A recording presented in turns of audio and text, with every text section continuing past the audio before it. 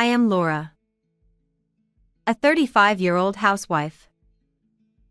I have been married to my husband, a company employee, Anthony, for 10 years, and we have a daughter in elementary school.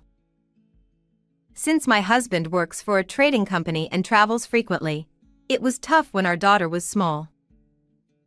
But my doting husband frequently called us via video from his business trips, so our daughter adored her father, and I didn't feel lonely.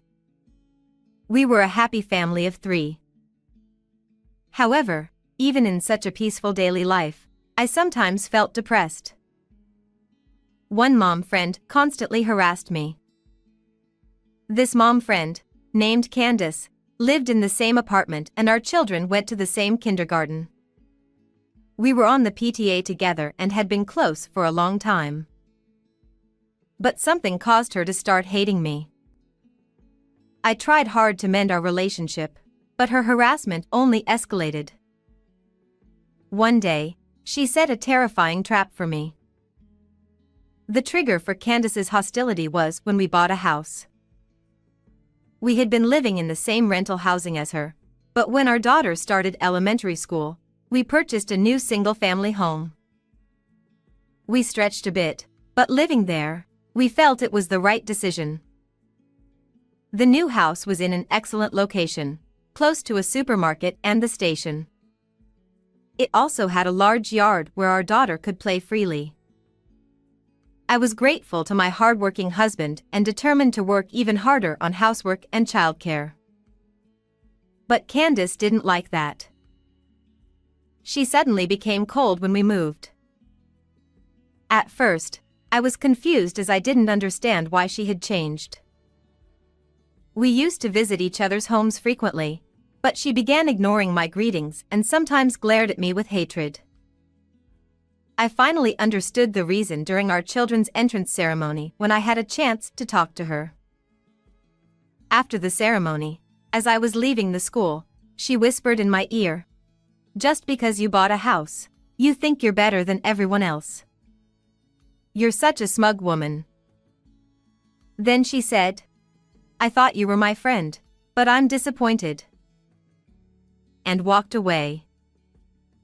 Being hated by someone I considered a friend was shocking. I had never boasted about our new home and wanted to stay friends even after our children started elementary school. So, I tried to mend our relationship by smiling and talking to her, but her attitude didn't change. She even started spreading false rumors among other mom friends, saying I was getting arrogant after buying a house and looking down on those who don't own a house. Fortunately, no one believed her, and some friends sympathized with me, saying, "It's tough having someone like that targeting you."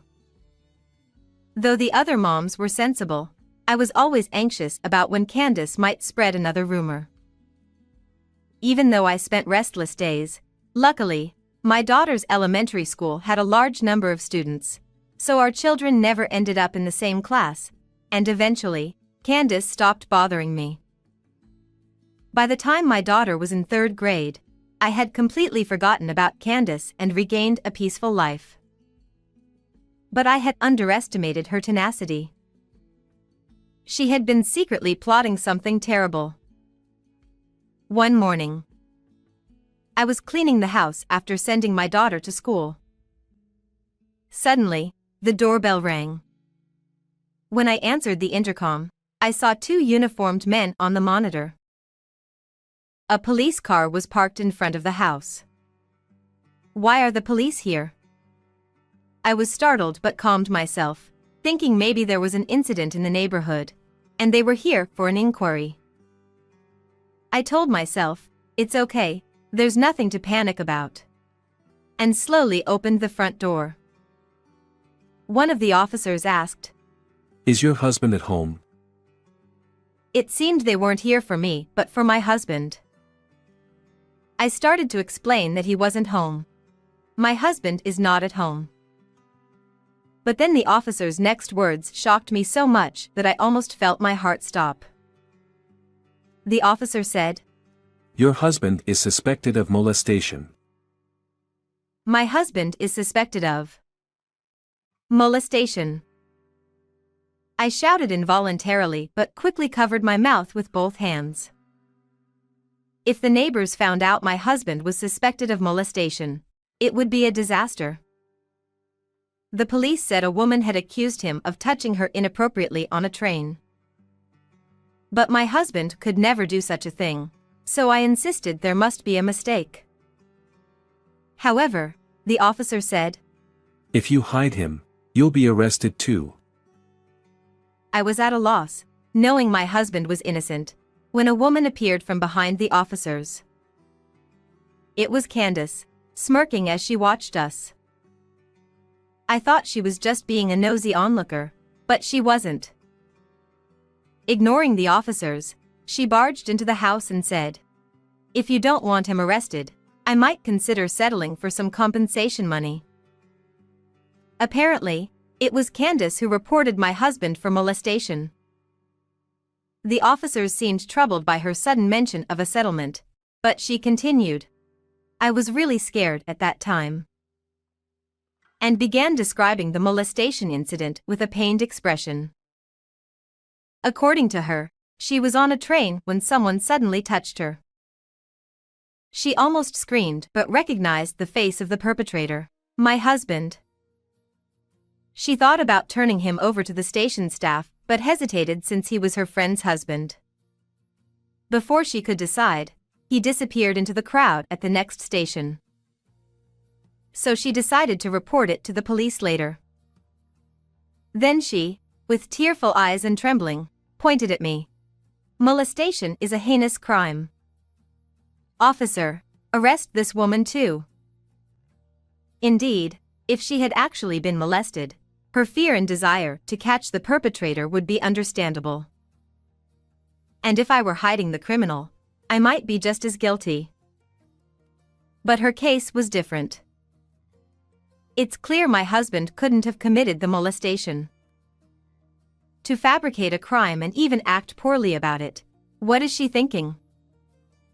I resolved to thoroughly expose this lying woman. All right.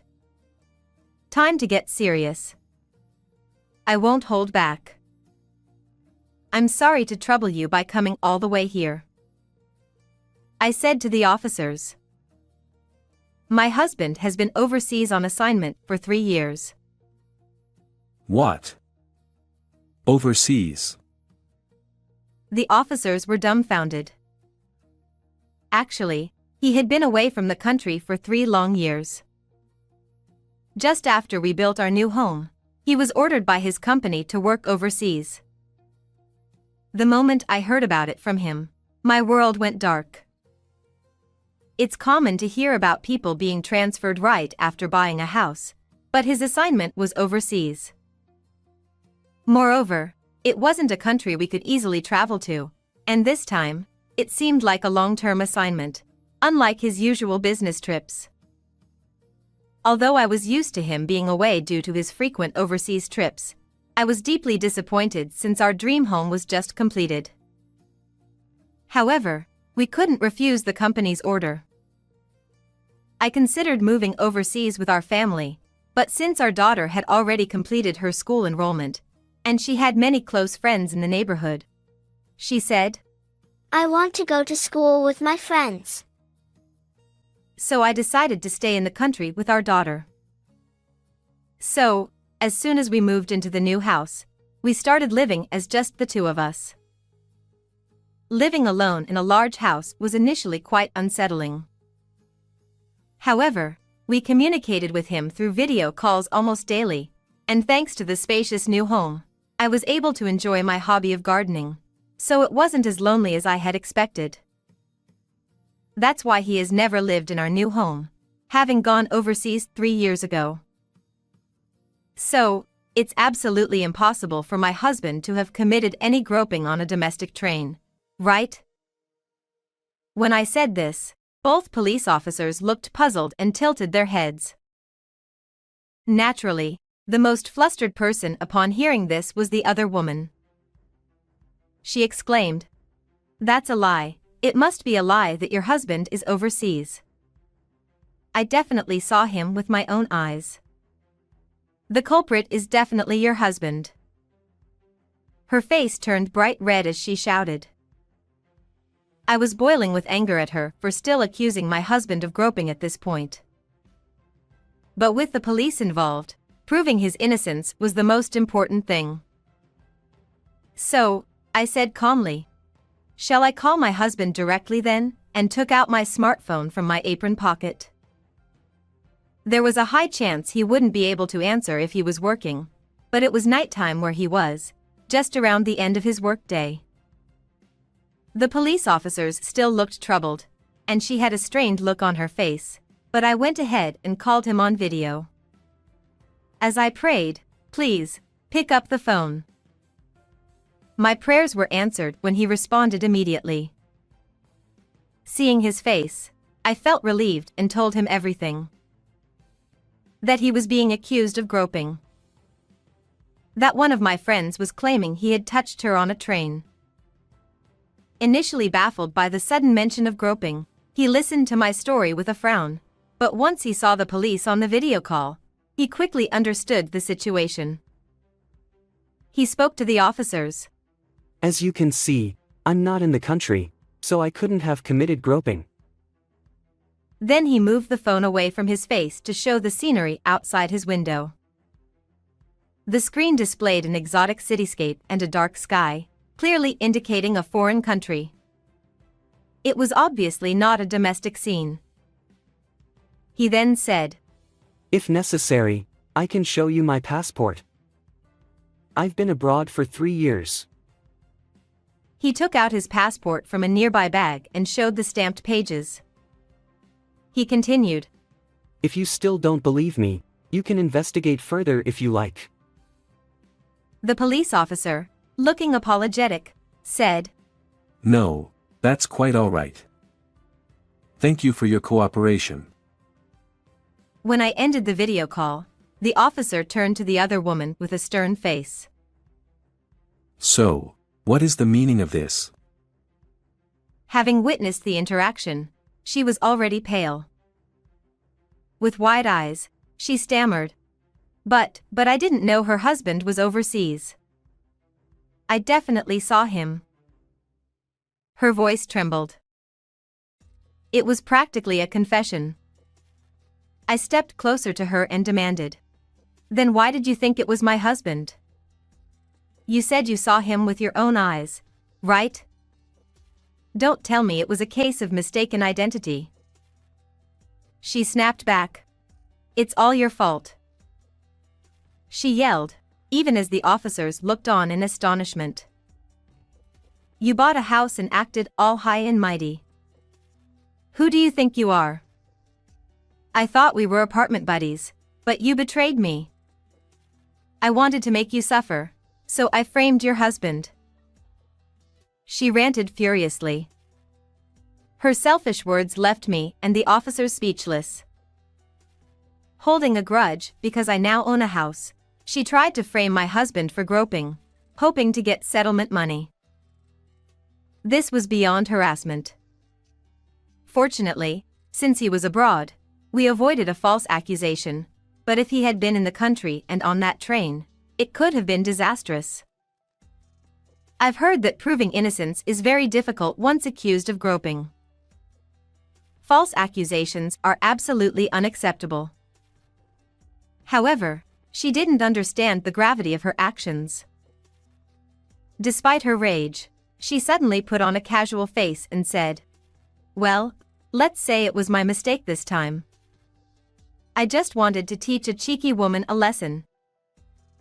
I was infuriated by her blatant disregard for decency. "We'll see who gets punished," I said.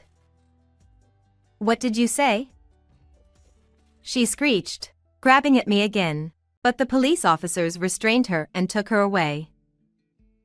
Sometime later, her husband came to apologize. He told me that she was arrested for a false accusation and given a suspended sentence. He had been concerned about her bad-mouthing me, but never imagined she would falsely accuse my husband. He was deeply shocked. Tearing up, he apologized profusely. He also declared that he would divorce her. Apparently, she constantly nagged him to earn more and complained about their apartment. He had grown tired of her, and this incident was the last straw. She was now completely alone, with no job history and a criminal record. She would struggle in society, but that was her own doing. I was mostly worried about her child, but I learned that the child was now with the grandparents and attending school happily, which was a relief. As for me, nearly having my husband framed by a jealous friend was a close call. Recently, he told me he might return soon. My daughter and I are eagerly awaiting his return, and we plan to continue living happily in our beloved home. Goodbye, everyone. How was this story? Please subscribe to the channel. See you in the next video.